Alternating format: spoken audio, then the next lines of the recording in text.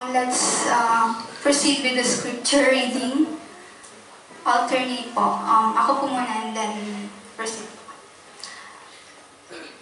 John 20 verse 30 to 31.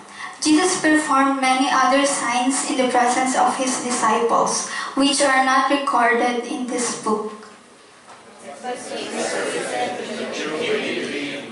Jesus is the Son of God, and that by believing you may have life in His name.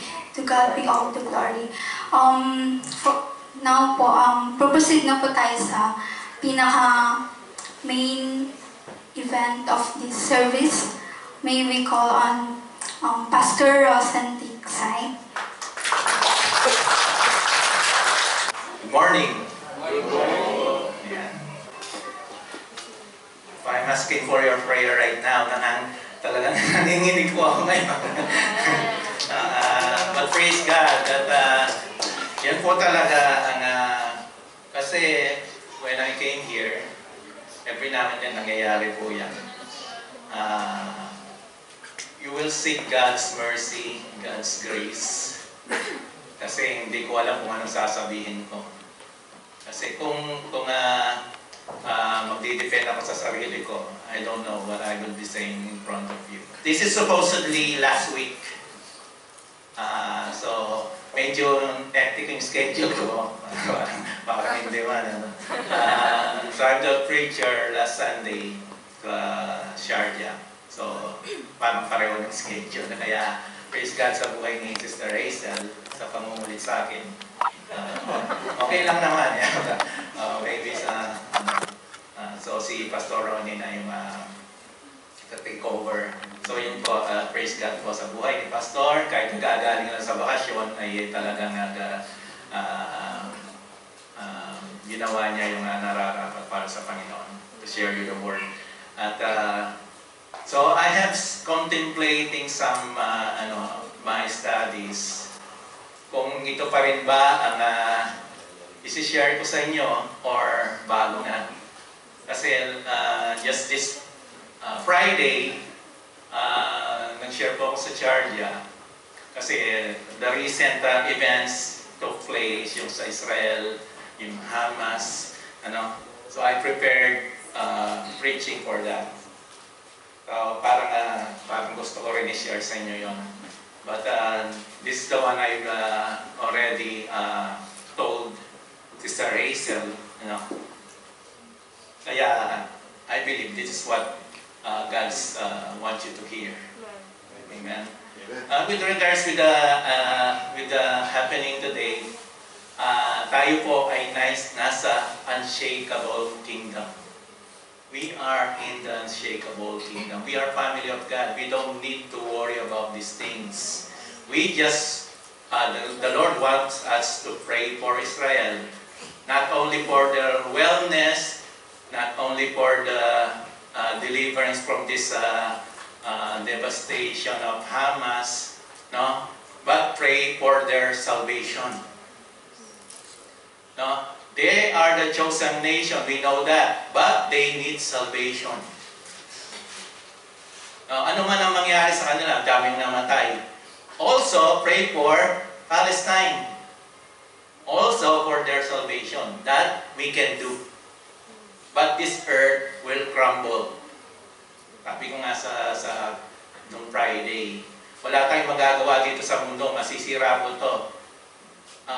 It will be shaken for the last moment, for the last time. The Lord will shake in this earth. Mawawala po lahat. Magkakaroon ng bagong earth at bagong Jerusalem. And at that time, the Lord will reign for 1,000 years. Millennial kingdom. So don't worry about climate change. It will happen. Don't worry about volcanic eruption. Don't worry about wars. All these things were written already. So, isipin po natin, pray for the salvation of others. Pray for our family salvation. Pray for your salvation. Amen? So, gusto ko lang pong i-share sa inyo yun, but it is not what I'm here for. I will send you a different message. As you can see, yung pagmamahal ng Panginoon sa mga kanta pa lang natin, nakita nyo na. No? So napaka-importante po ng theology sa mga kanta. Dapat po akmang-akma sa theology natin yung mga kinakanta natin. Ano? It is not just, it is sikat, kakantayin na. It is not about, so I'm just a little bit, I'm not here to criticize you po. No? Pardon me. I love you. I love your music. I love your, but the theology will not be forsaken. That your theology, hindi dapat ma-compromise. No? At nabanggit ko rin po doon sa preaching ko last time. The Lord God is a consuming fire. Amen. You will not welcome fire from heaven. When the Lord sent fire from heaven, it is condemnation. It is disaster. Yun po ang pinadala sa Mount Sinai. Hindi nyo po welcome, hindi nyo gugustuhin yung fire from heaven. No? It is something, it is judgment from the Lord. Anong gagawin sa mga hindi namumunga? Susunugin. And for the last time, the Lord will tell you, He is a consuming fire. So by this time, just continue what you are doing. Just stick on the theology, on what you believe, on what the Bible is saying. Don't compromise the theology of this church. Dahil lang gusto lang natin kantahin. Don't get me wrong, but I love you. We are one family. Love you, Pastor. Praise God. Kami, we can, you can always say, when it comes to talent, hands down, the Lord bless this church, and I'm proud of that. Amen. Amen. So by this time, we'll go to our message. So yun nga po, kinakabahan po talaga ako. I don't know why. Kagabi po, galing po ako sa Bible study. We're talking about sin. Saan nagmula yung sin? Bakit may, bakit nangyari yun? So forth and so on. Nakauwi ako ng bahay, past 12. So, nireview ko itong preaching ko today before I send to Sister Rachel. Salamat naman at natanggap niya. No? And then, nagpahinga na ako ng 2 o'clock. And by 2 o'clock, ito kasi nga ko may sakit, si Nathan. Inuubo siya. So, hindi ako makatulog. Siguro nakatulog na ako ng 5 o'clock in the morning. So, I have some couple of sleep before nagising ako na 7 o'clock. So yun, siguro dahil doon. But praise God at nakarating po ako at ito po ang kanyang mensahe para sa inyo.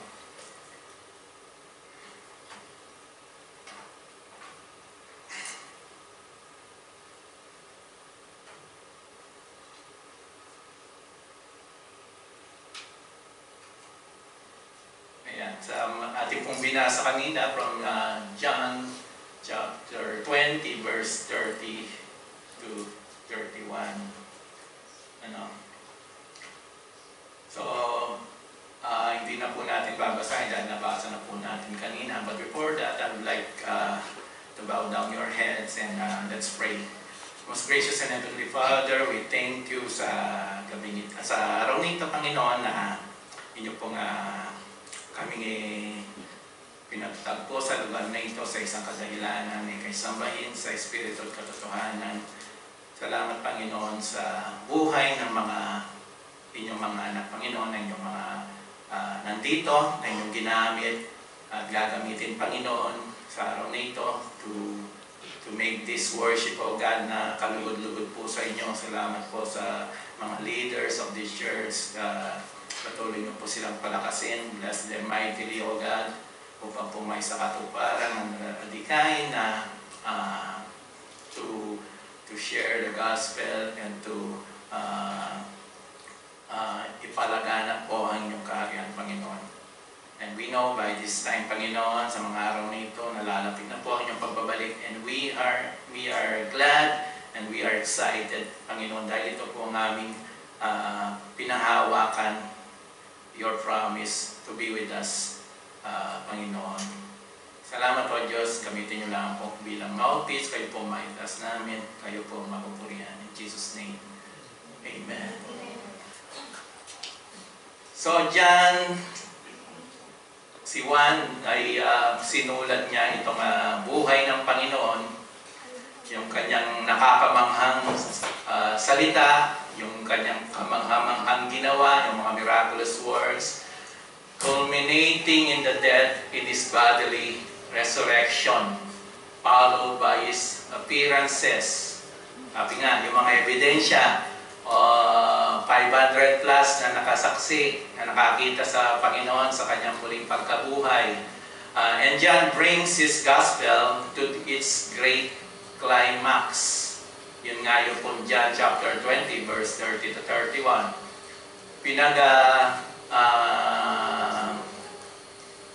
Pinagsuma ito ni John by saying, therefore many other signs na hindi nakasulat. No? Jesus also performed in the presence of the disciples. In fact, they were so many that in the last verse of John, he actually said, the world couldn't contain the book that could be written on everything he did.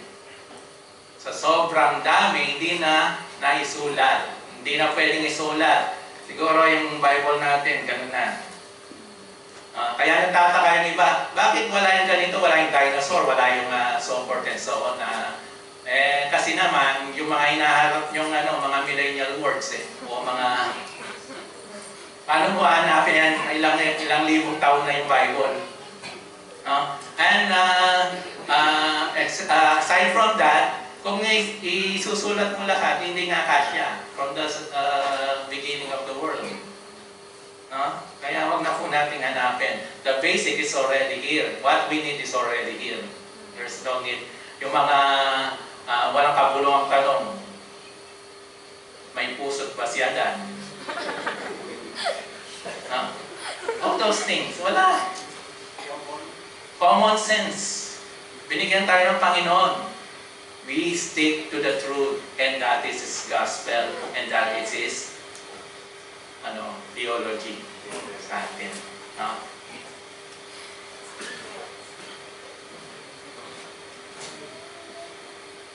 So nakasulat po dyan, the purpose of just gospel. But these are written that you may believe that Jesus is the Messiah, the Son of God, and that by believing you may have life in His name. So ito po yung climax ng sulat ni John, o yung Gospel ni John. The Gospel of John is to provide evidence for the deity and the Messiahship of Jesus Christ. Ebidensya na nagdadala sa atin para maniwala at magkaroon ng buhay na walang hanggan. At yun po ay naranasan na natin. Amen. Ito po yung pinaka high point. Ito yung peak of the Gospel of John. Yung pinnacle. And when we hit that verse, sa tingin natin, ito na yung katapusan. Yan yan na yung ultimate reward. Ito na yung katapusan nga, no? Pero hindi po. No? From the heights of that statement, that elevated summation, yung evidential and evangelistic purpose of the Gospel of John, from that elevated glorious revelation of the risen Christ, anong mangyayari? Pagdating natin sa verse 21, and it's like parang yung ayan na yan, parang nagpupuri ka, bigla may kubalabog. Natigilan ko, nagpe-pray ka, nakipagnig ka sa Panginoon, very emotional ka, bigla may parang malembang na kawali. Bigla, nawala yung attention mo. No? Ito yung nangyari sa verse 21. Ano yung nangyari doon? Tignan natin. After this, Jesus revealed Himself again. Ano? Di ba dapat kilala na natin si Kristo? Doon nga sa siya yung sinulat ang sulat na ito para makilala niyo kung sino ang Messiah, sino si Kristo sa buhay niyo, at sino siya when it comes to eternal life. And bigla, dito, after this, pinakilala na naman niya ang kanyang sarili to the disciples. Ano? So, bakit nangyari to? Parang yung nangyari, no? It is because with all the glory that has come through the end of the chapter 20, bago pumunta sa 21, nakita na natin, eventually, that glory ends up in clay pots. Parang nawalang kwenta. Dahil ang Panginoon, ipapakilala na naman niya ang sarili niya. And kanino pa, especially sa mga disciples. Bakit, no? This is for us. This has to be part of the story. We to carry the glorious gospel forward, even in our frailty and weakness. Ayun nga, ano man yung pinagdadaanan natin, kailangan mong i-share ang gospel. So itong mga, this is right after ng resurrection. So yung mga disciple, alam na natin kung anong nangyari, nagtakbuhan sila. Hindi nila alam, nagkulong sila sa kwarto, and eventually dito, pinuntan sila ng Panginoon. No? Si Pedro ang nangunguna sa kanila. Alam natin kung ano yung character ni Peter. Siya yung pinakasiga. Siya yung spokesperson. Siya yung nanenermon sa Panginoon. Panginoon, halika nga. Bakit mo sinabi yan? Diba? Siya yun. Siya yung nag-question at siya rin yung nag-deny. So si Pedro, nagawa niya yung mga bagay na yun. Kung sa ating mga panahon ngayon, he may lose his ordination paper. Hindi siya karapat-dapat. Diba? Yung testimony ni Peter, from pagtawag sa kanyang Panginoon, from his frailty ng kanyang ginawa, hindi siya karapat-dapat. No? Hindi siya pwedeng maging ministro, no? He casually speaks for the devil. Hindi mangyayari sa iyo ng Panginoon over my dead body. Sabi ng Panginoon, get behind me, Satan. So ginamit siya ng diablo. He speaks for the devil. No? And he denies that he ever knows the Lord. And swear, mamatay man ako, hindi ko siya kilala. Ganda credential, no?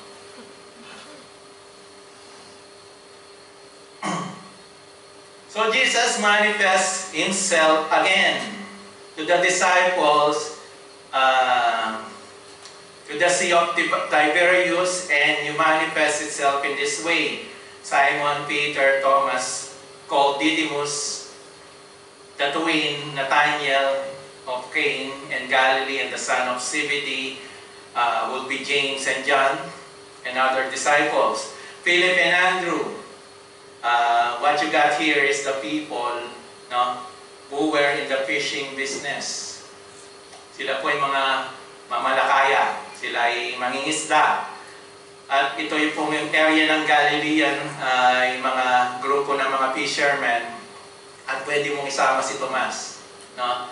Yung gano'n po kalawak yung business nila, family business po to.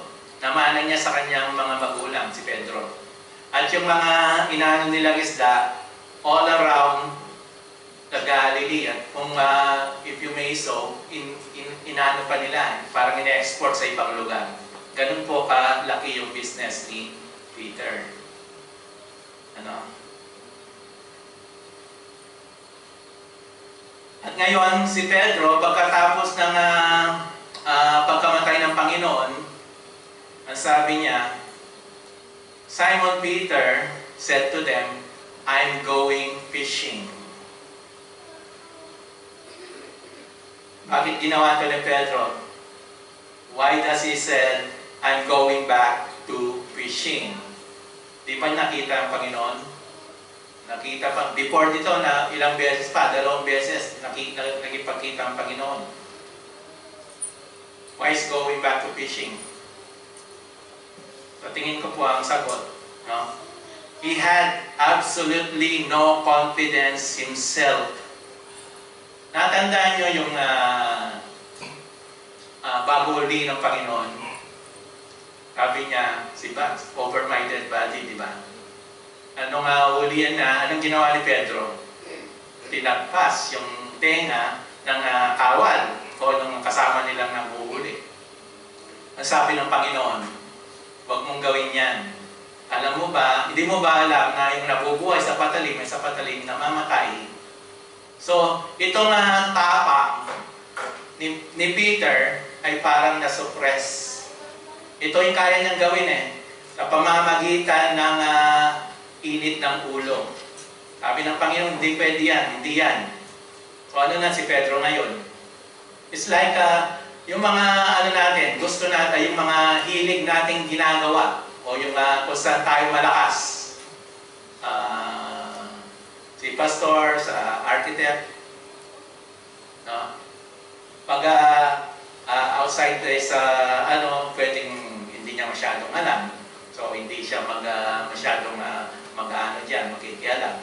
Parang ganun po yung nangyari kay Peter. Yung alam niyang gawin, hindi pwede, bawal yan. Kaya saan siya pupulutin? Wala na siyang magagawa. Yung confidence na wala.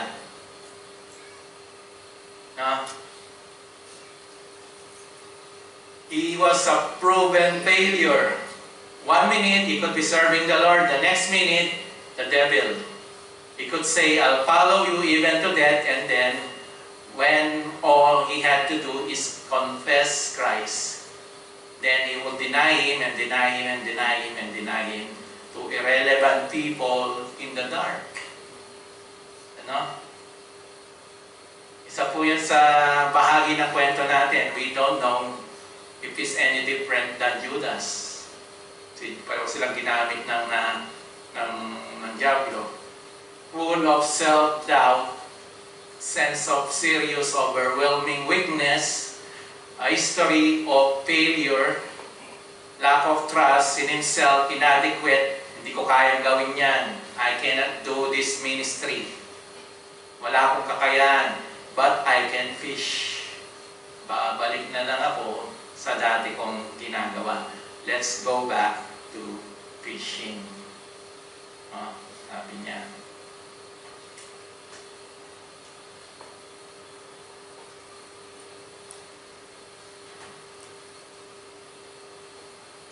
And then we go to verse 4.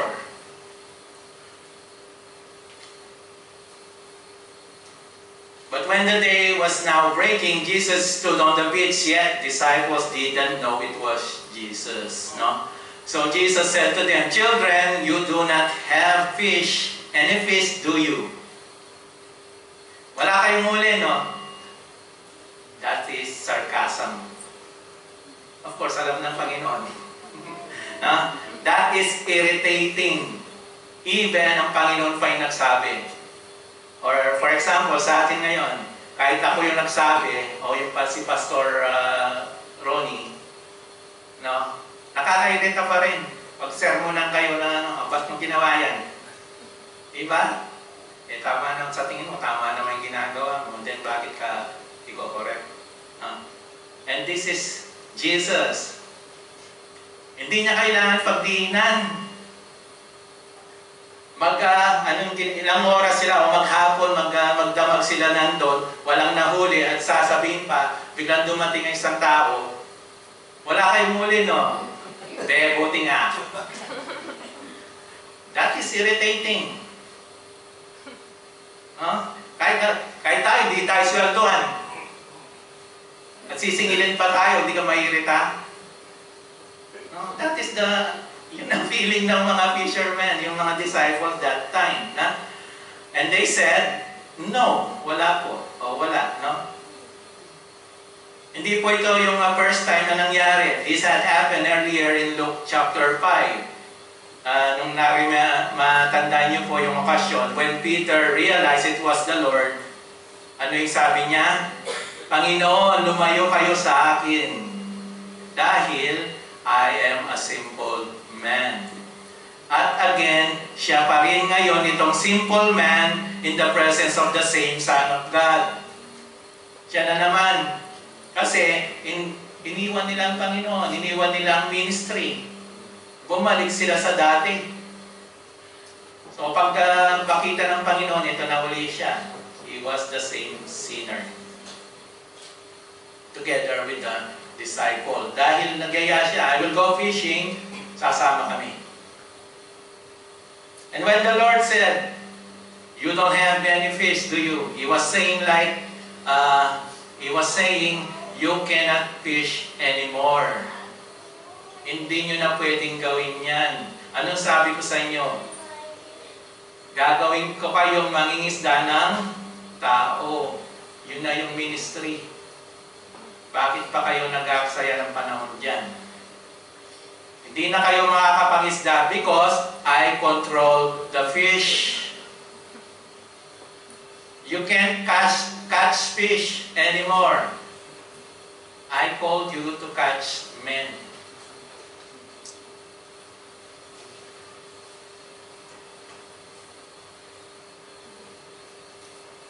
Tingin natin, baka coincidence lang naman yan, baka during the time na wala yung hindi pa oras, hindi na pa nagdatingan yung isda. Coincidence lang. I don't think so. Sabihin natin, baka nasa bad spot lang sila. Na-imagine nyo, nasa Pampang na. Kasi, kung sabihin natin, gaano kalayo ang Panginoon sa kanila, kung walang microphone, hindi ba sisigaw ang Panginoon? May huli ba kayo? Nasa Pampang, ibig sabihin malapit. Ano yung makukuha mo sa Pampang? Diba? Hindi po yung coincidence. That is the power of the Lord. Verse 6. Throw the net on the right side of the boat and you will find some. Diba? During this time, di pa nila kilala ang Panginoon. So they cast and then they were not able to haul in because of great number of fish. No?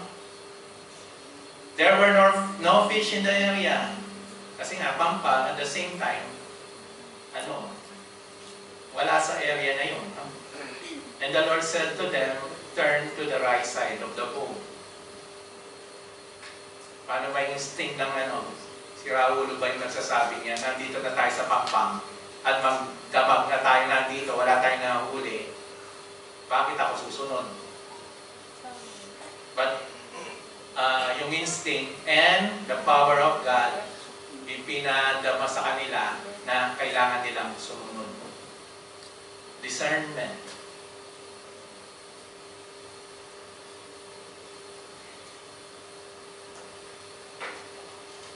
Did you think that we fish off one side of the boat and stay on one spot? What we are talking about? Yung pong authority ng boses ng Panginoon ang nagdulot sa kanila para gawin, sumunod. No?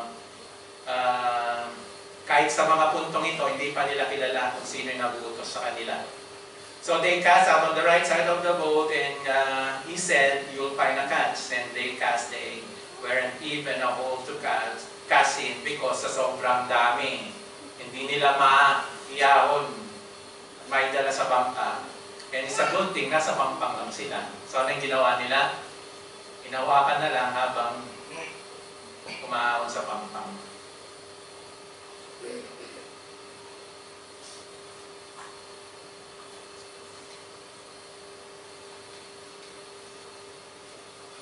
And then, ang disciples whom Jesus loved.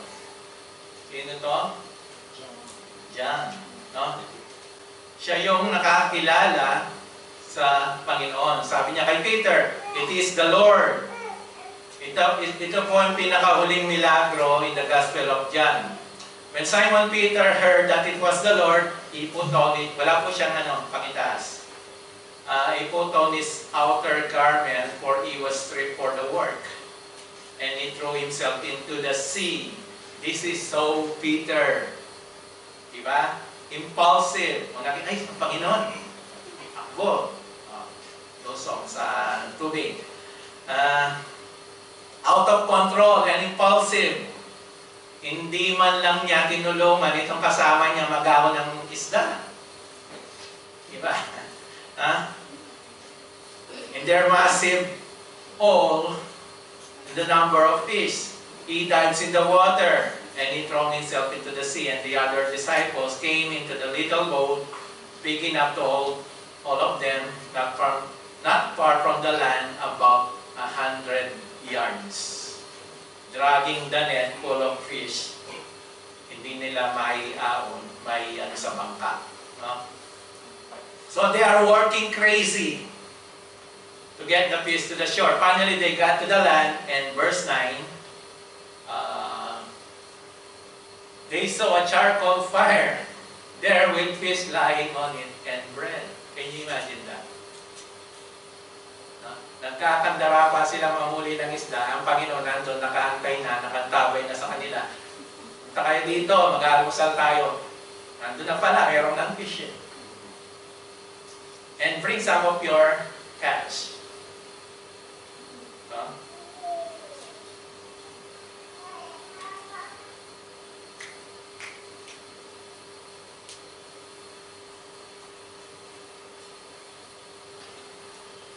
So si Pedro po, kinuha niya. Nagdala siya ng he drew the land, he drew the net to the land, rather, full of large fish. At bilangin nyo ilan? Eksakto. 153. Bakit kailangan bilangin? So wala po tayong may dadahilan na hindi po ito totoong nangyari. No? You will love the number because eyewitness account, binilang niya kung ilan yung isda. Hindi na sinabing there are a couple of fish na dinala. Magtataka, ilang kayang isda yun. Yung mga common sense natin, no? Umaandar na naman. Yung mga 153. This is a real miracle. And although there were so many, the net was not torn. Hindi po napunit. The kind of modest miracle, massive catch without tearing the net. Now that Peter and the others know they cannot fish anymore. That's the lesson. You cannot fish. I control the fish. You cannot fish for fish when Matthew 4:19 said, you have been called to fish for men. And then the Lord does an amazing thing. He moves for the restoration of Peter and the others. Ngayon, masusurprise tayo. Bakit kailangan i-restart ng Panginoon itong mga weak disciples na to? Hindi ba pwedeng bago na lang? Baka itong mga bagong kukunin ko, mas higit, mas ano. And we know, yung pagtawag ng Panginoon, He qualifies the call. Diba? Hindi dahil sa magagaling tayo. Ako nga, manginginom eh. Ako nga, laman ng bar eh. No? Ako nga, ilang ulit ako na hospital dahil sa basa bulo eh. Bakit ako nakatayo dito? Ito yung sabi ko kanina, I'm scared when coming to the pulpit. But pag nandito ka na, the Lord will provide. The Holy Spirit is already in you. You don't have to call the Holy Spirit over and over again. Nung nanampalataya kayo, you receive the Lord as your personal Lord and Savior. Right there and there, kasama nyo na ang banal na Espiritu. Hindi nyo na kailangan hintayin na, di ba sabi sa Pentecost, ilang dahil kasama pa nila ang Panginoon doon. And the promise is, the Holy Spirit darating sa inyo during the time of Pentecost. Nangyari. And by this time, hindi na po yun. That is foundational truth. Hindi na kailangan ulit-ulitin. Parang building. Yung foundation pa ilan ulit gagawin. Isang beses lang. Yung pwede mong i-renovate yung room sa first floor, second floor, to the, at yung pang mga dyan, electrical, elevators, some water, lahat ng yan, i-maintain. Pero yung foundation, hindi mo na pwedeng galawin. That is foundational na turo. Also, speaking in tongues, yung mga bagay na yan, those are foundational. Kailangan ng katibayan dahil hindi pa nakasulat. Ngayon, nakasulat na lahat, bakit? Ano pang ebidensya kailangan nyo? There is no new revelation coming from the Lord. Sabi nga ni John MacArthur, nung nagsimula kang nakikipag-usap ako sa'yo, simula sabihin sa akin, the Lord said to me, hindi tumigil na akong nakikinig. Because the point is, nandito na lahat.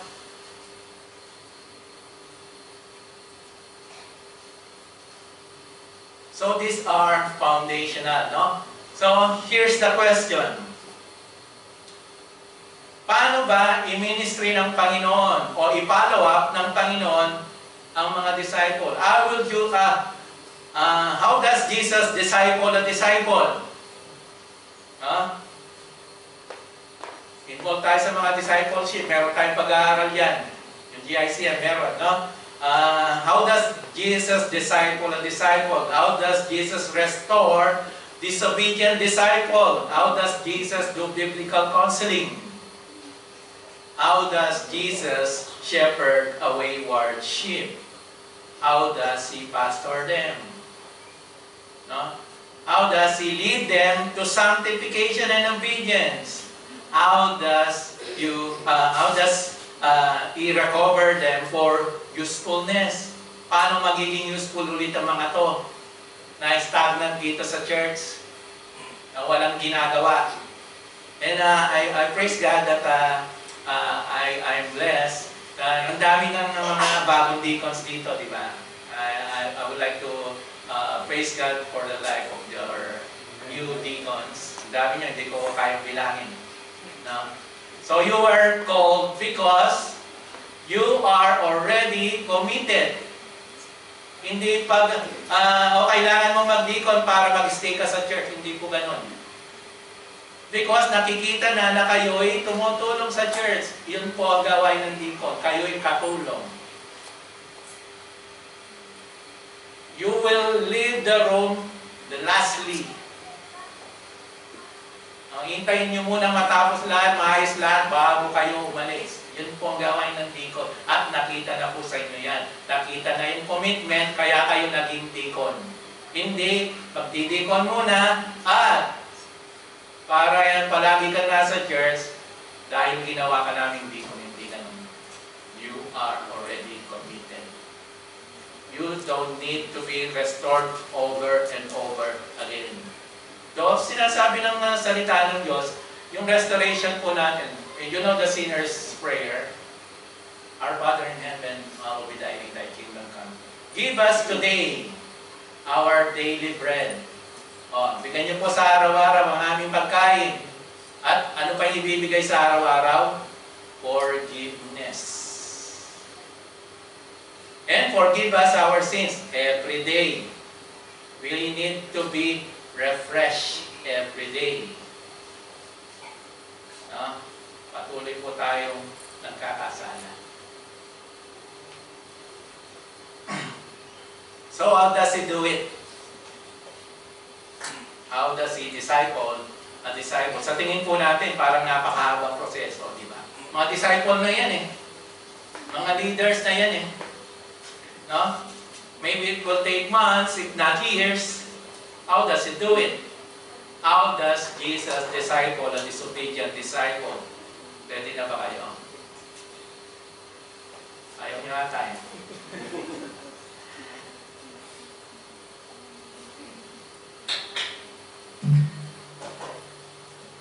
Ayan.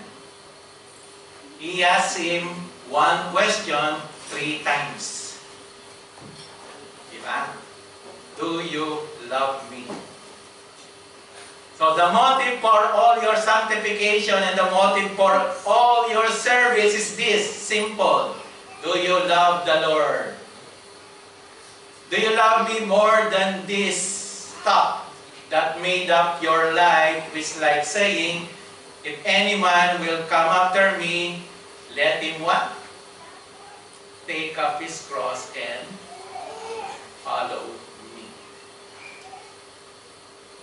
Deny himself. You got to let go of everything. So sad. Admission. Diba? Yung mga bagay na meron tayo ngayon, hindi ko po sinasabing iwanan nyo, no? Don't get me wrong. I-prioritize lang kung ano yung nakakapuri sa Panginoon. Yun po ang ibig sabihin dito. Dahil ay sabi ni Pastor, iwanan ko yung trabaho ko, hindi na ako pwedeng mangisda, hindi na ako pwedeng magtrabaho. Hindi po. Baka abulin niyo ako, Pastor, ikaw yung magpakain sa pamilya ko. Hindi po ganun.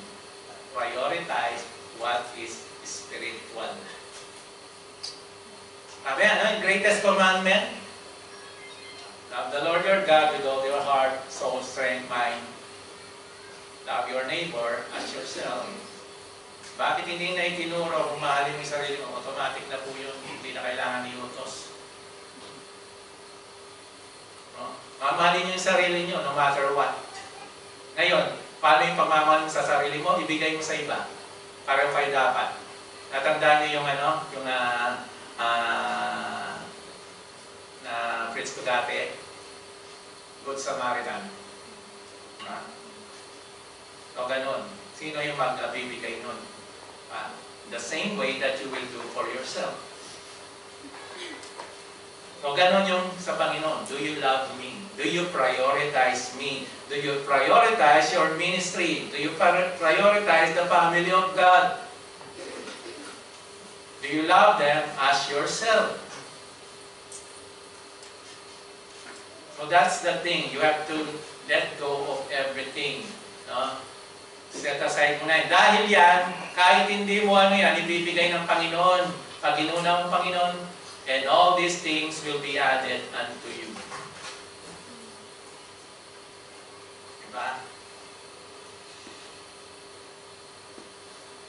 So, well, it's some kind of a sad to have to depend on omniscient. Bakit? No? Tinatanong niya, paano mapapatunayan ni Pedro kung gaano kamahal ni Pedro ang Panginoon? Tinanong niya 3 beses. No?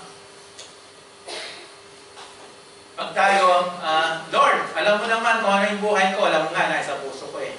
Diba? We have to depend on omniscient. We have to depend on God sa kanyang kapangyarihan na alam lahat. No?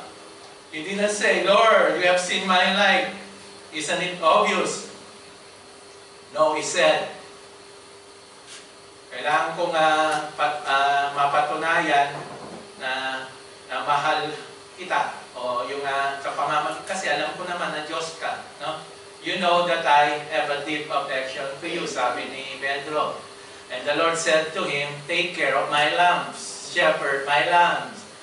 Ito yung kanyang reassignment. O siya yung ordination niya. Ito yung ordination papers na. You are accepted. Really? Pagkatapos ng mga pinagkagagawa ni Pedro,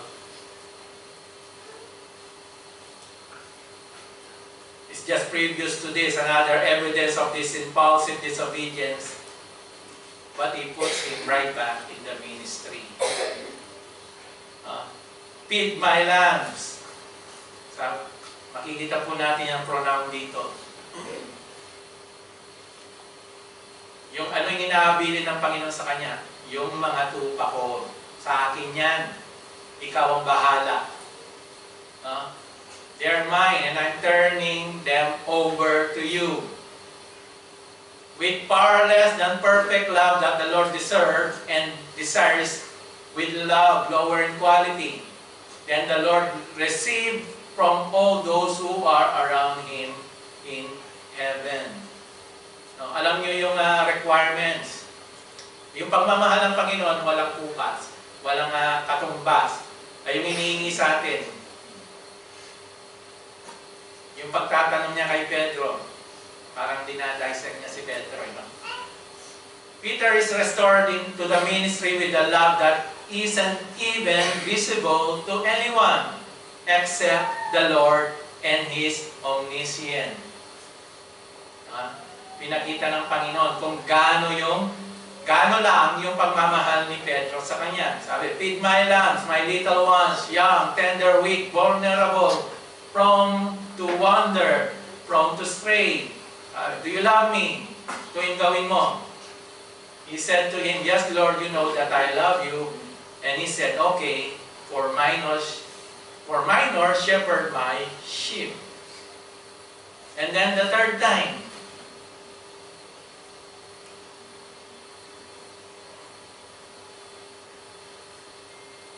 Simon, son of John, do you love me? And this time, he dropped down to Peter's word. He questioned even the lower level of love that Peter thought he could get away with. Siguro pwede na itong pagmamahal na konti ko. Sabi ni Peter. Do you really have a strong affection for me? Di ba napakasakit? Ang Panginoon magsasabi sa iyo, kahit lang asawa mo ang kulit niya, magkakatanong, mahal mo ba ako? Mahal mo ba ako? Mahal mo ba ako? Mairita ka siguro. This is really hurt. This probes into Peter's heart. This is spiritual biopsy. Cuts some of Peter's souls open. And Peter was grieved, looked out. Pag tayo po, merong mga dinadala sa ating puso, o grief in our heart, ay talaga na hindi ka makausap ng matino. Sometimes, wala ka sa hulog. So, ito yung nararamdaman niya. It was not because it was the third time the Lord asked. He needed 3 times. After all, kagaya rin ang pag-deny niya sa Panginoon, 3 times. So, ibinalik niya itong question sa kanya 3 times also. And it was because the third time, the Lord questioned even the love that he thought he could get away with. And again, he calls on omniscient and said to him, Lord, you know all things. You know that I love you. Jesus said to him, tend my sheep, or feed my sheep.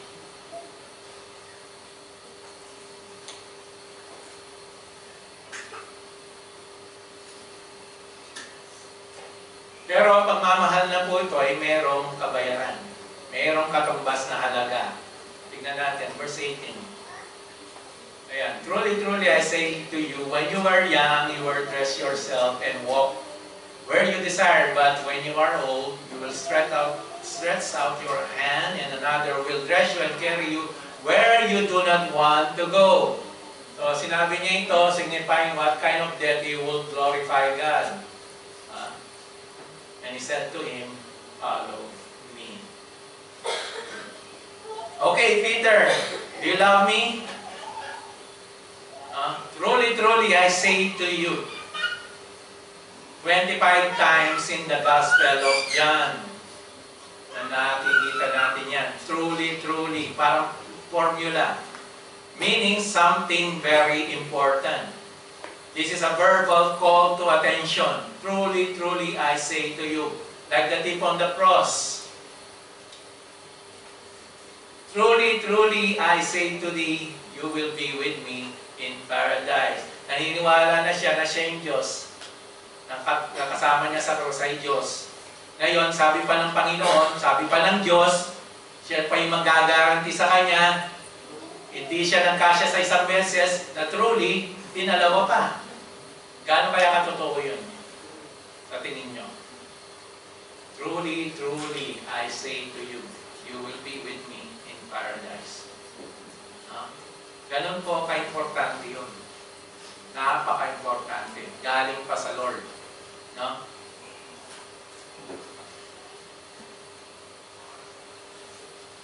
When you were younger, you used to gird yourself, put on your own clothes, walk wherever you wish.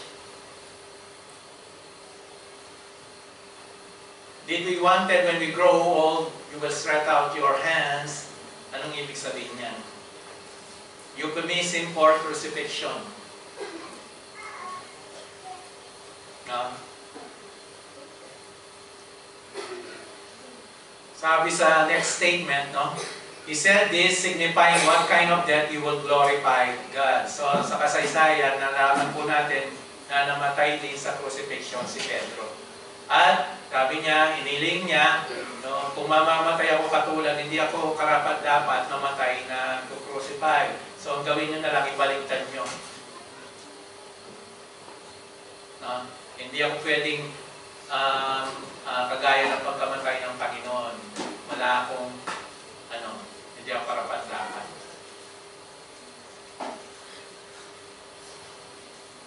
So ito, deny yourself and then what? Take up your cross. Ito yung living illustration of Luke chapter 9 verse 23. Ano sinasabi doon? If anyone will come after me, let him deny himself and take up his cross daily and follow me. Do you love me? Do you love me enough to deny yourself? Do you love me enough to take up the cross if yun ang gugustuhan ko? Do you love me that much? At may isa pang component dyan. This is love that not only demands sacrifice, but it demands obedience. Tingnan na ulit natin. Verse 19. Ano yung sa huli? Follow me. So, ibig sabihin, ano yung deny nito? Pinakita ng Panginoon, anong mangyayari kay Pedro? Mamamatay ka dahil sa pagsunod mo sa akin. Kayo.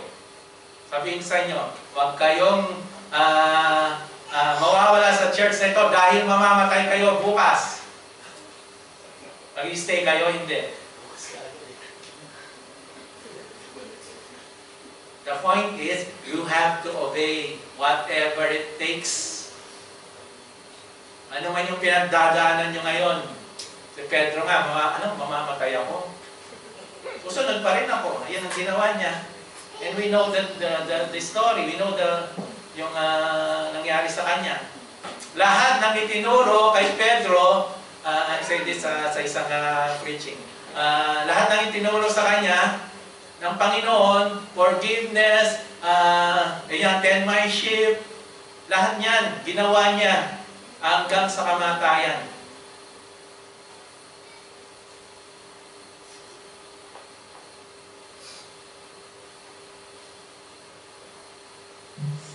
So, ganun po ang pagsunod sa Panginoon. Ano man yung kahinatnan.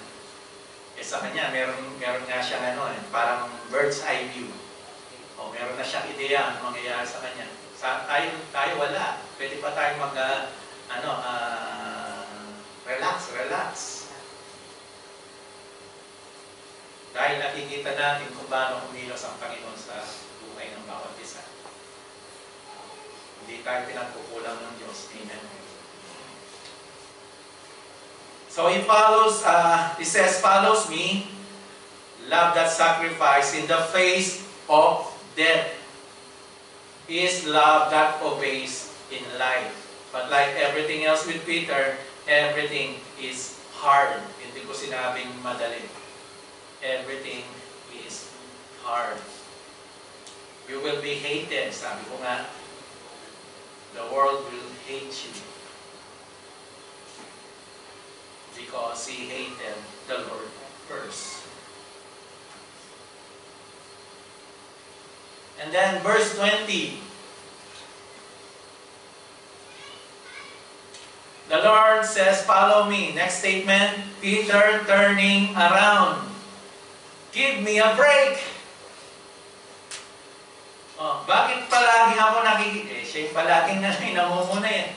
No? Naghahanap siya ng pwede bang iba naman yung Lord, pahirapan mo? No? This is impossible. Bakit ako na lang? Bakit palagi sa akin nakatuon yung mga imposibleng turo mo?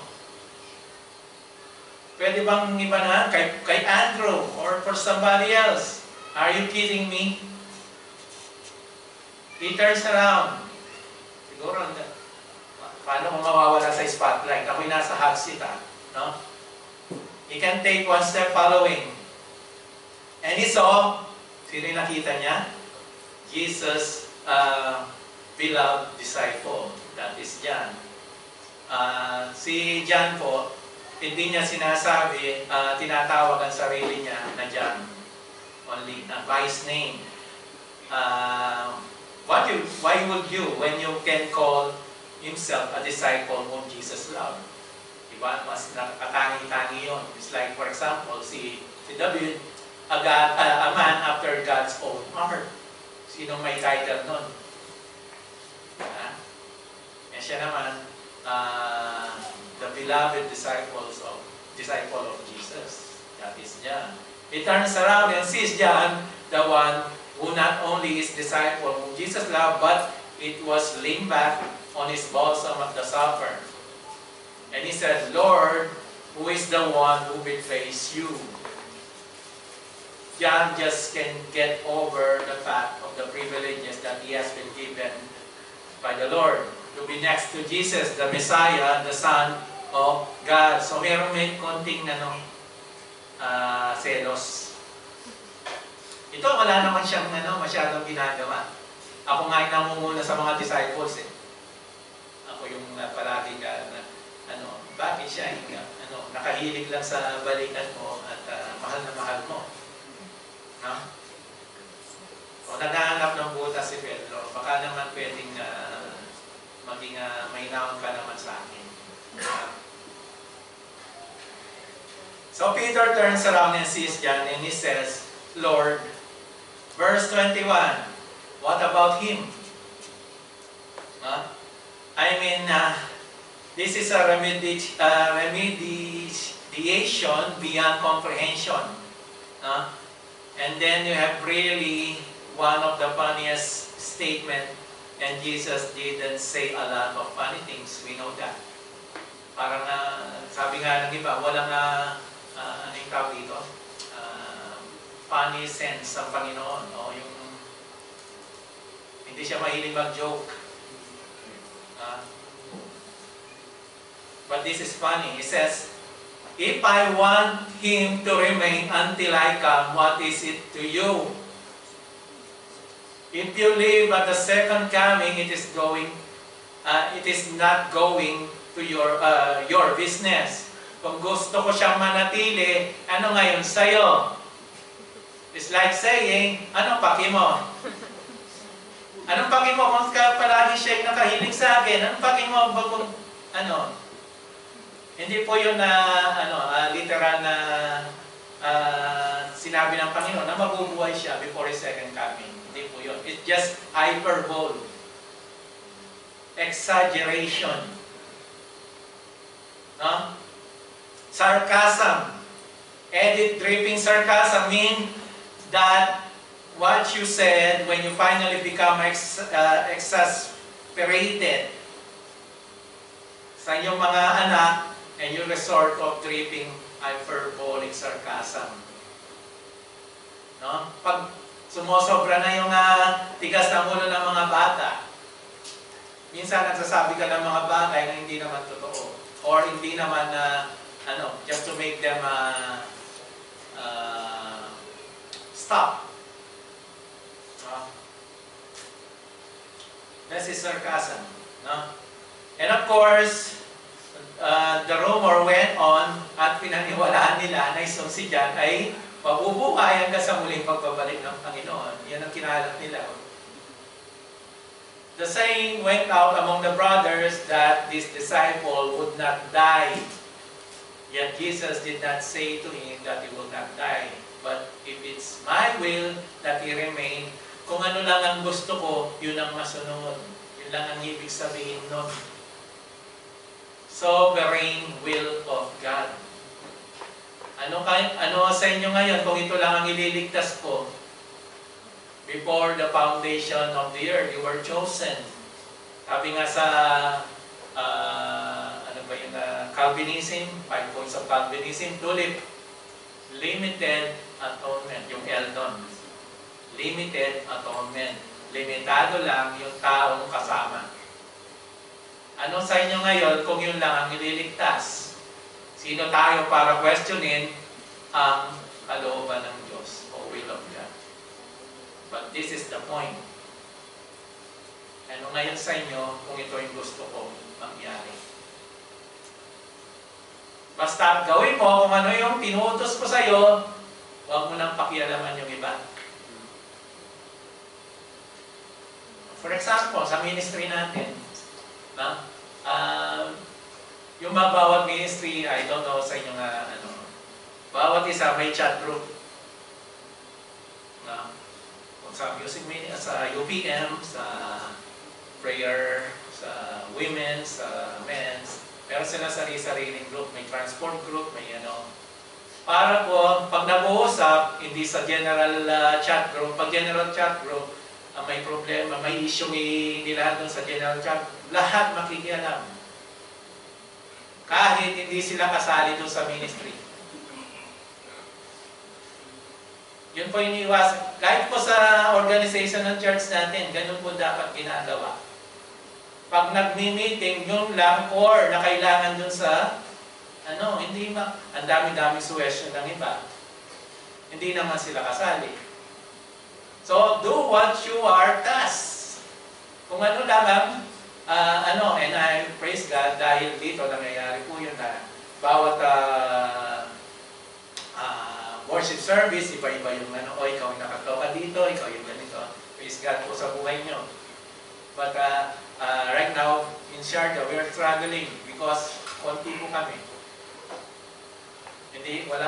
We don't have the privilege to, ikaw sa next time naman para kung sakaling wala si ganito, ganyan. So, samantalayin po ninyo. But do it in an organized way. Do what is the task before you. So, what it is to you kung ano yung gusto ng Panginoon.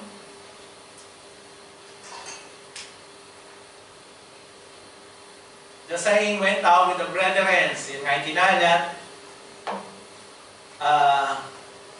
Yet Jesus didn't say to him that he wouldn't die. Only that if you want him to remain until I come, what is it to you? Irrelevant. Wala pong kaugnayan yon. And we know, itong si Juan, si John, at si Peter, they became close friends. They became buddies. Nawala na yung inggitan. Peter and John. So this is emphatic. The statement that our Lord gives in the original, you follow me, verse 22. You follow me. Forget anybody else. About anybody else. Again, this is Luke 9:23. Deny yourself, face death, follow me. John did die 30 years after Peter. Namatay din naman. So, we know it is hyperbole.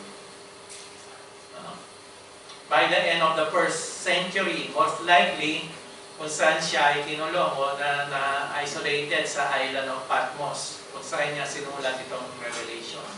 Ito si John, 30 years really after both Peter and Paul were martyred. So yun po ang nangyari. At yun po ang gustong mangyari ng Panginoon with this example kung paano po natin mahalin ang Panginoon in the face of whatever circumstances. And so we go to our conclusion. So the Gospel of John, the glory of God shining in the face of Jesus Christ, rich, exalted, theological, profound, presenting the Son of God as the I Am. Demonstrating His glorious beauty by words and works, leading to massive, glorious conclusion ng ating teksto, John chapter 30, verse 31, made all the signs Jesus performed in the presence of the disciples, which are not written in the book. With this have been written that you might have believed that Jesus is the Christ, the Son of God. And into believing, you will have life in His name. That glorious conclusion is where the gospel reaches climax or its zenith. When loving the Lord Jesus Christ, ano yung mangyayari? We humble from the end of chapter 20, from the pristine heights of glory down to the difficulty of putting this glory in earth and vessels that us and all the Lord asks is this: do you love me? I'll accept less than a perfect love, kahit konti, basta totoo. Not rather, na pinangangalandakan nyo, hindi naman pala totoo. It's not the elevation of love, it's the nature of love. Hindi gaano kataas kung ano yung nature, natural ba yan? Lumalabas ba yan? Kahit hindi mo, hindi ka mag-effort. The nature of love, it is real love and it's incorruptible. Kasi kung hindi totoo yan, ang daling i-compromise. Madaling ma-compromise. Ang hindi totoo love. If you love me, sabi ng Panginoon, do you love me? Do you love me? Do you love me? Go, feed my lambs. Go, feed my sheep. Deny yourself. Love me. Be willing to die if that's the plan. Out of love for me. Kung yun ang kinakailangan. Live obediently if that's the plan. Loving me. Ano yung nangyayari sa atin pag tayo nagmamahal sa Panginoon? Say that you can love Christ and not love His word, hindi pwede. It's like, for example, Lord, Ikaw lang tagapagligtas ko, pero hindi Ikaw ang Panginoon ko. Meaning to say, hindi ako susunod sa iyo. Hindi pwede. Kailangan may pag-iisa. Hindi na kayo yung may-ari ng buhay nyo, ang Panginoon na. At pag-aari na kayo.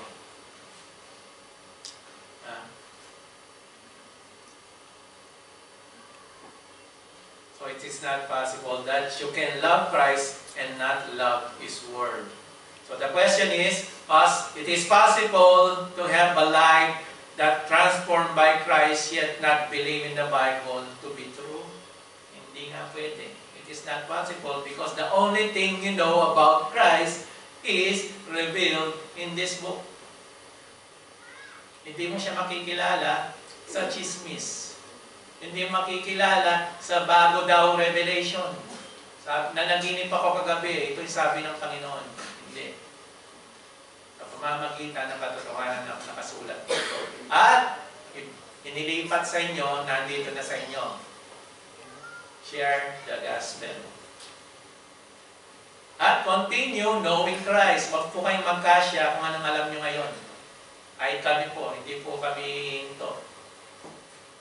Para may bigay sa inyo yung katotohanan ng salita ng Diyos. O kayo rin, huwag kayong mapagod. No? That is a part of sanctification. You will never fully know Christ in this world. Habang buhay po tayo dito sa mundo, yung sanctification, hindi po yan mako-complete. Mako-complete lang yan kung mamamatay ka na o darating na ang Panginoon. Kasi kung na-complete na yan, sanctification mo, hindi ka na magkakasala. Patuloy pa rin tayo eh. No? You cannot count on some mystical experience as if Christ out of nowhere appears to you and had some transcendental moment when you thought that you are interact with Christ. That's falling. No? The only way you can ever love Christ is to know Christ the only way you can know Christ, it is the revelation of the Word of God which is in the Bible. And as we focus on the Word of God, which is the truth written, that we see the Word of God, the truth incarnate. So what will we do? Ano yung mangyayari sa atin? We will deny ourselves, we will follow Christ, and we will live obediently. Dahil hindi na ikaw, what you can do is follow His Word. Follow His command. Deny yourself and follow me. Let's pray. Most gracious and heavenly Father, we thank you, O Lord Panginoon, sa iyong salita namin pong pakinggan ngayong araw. Salamat po sa katotohanan nito na sometimes we know na pag pinanghinaan po kami ng loob, Panginoon, there are a lot of avenues that this world is offering us. But we know na ito nga mga avenues nito, itong mundong ito, yung pinag-aagian na po ng kalaban. So, hindi po kami dapat magtiwala sa mga bagay dito, Panginoon, bagpo sa iyo lamang salita, sa iyo lamang katotohanan na narinig po namin ngayong araw. Salamat po sa buhay ng mga kapatiran na nandito, na patuloy pong